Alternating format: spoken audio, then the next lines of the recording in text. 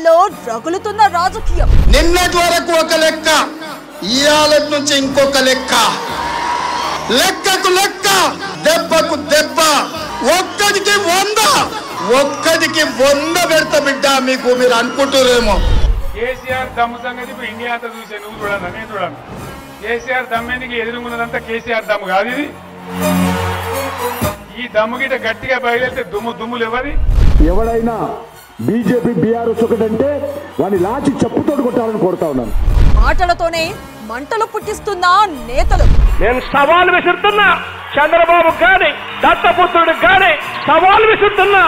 పోటీ చేసి గెలిచే ధైర్యం మీకుందా అని చెప్పి సవాల్ విసురుతున్నా. ధైర్యం ఉంటే ఇక్కడికి రా. నువ్వేం చేశావో, ఈ యొక్క గుంతకల్ గుద్దులో ఏం చేశావో చెప్పే ధైర్యం ఉందా అని సవాలు విసురుతున్నా. సైకో ప్రభుత్వం, ఖబర్దార్, జాగ్రత్తగా ఉండండి. మీరు పులివెందల తొలాదోకు రౌడీజం ఇక్కడ చూపిస్తే మేము భరించి కామ్గా చూస్తే వ్యక్తులం కాదు మేము. సై అంటే సై అనేలా సవాళ్ళ పర్వం. సింహం ఎప్పుడు సింగల్ గానే వస్తది.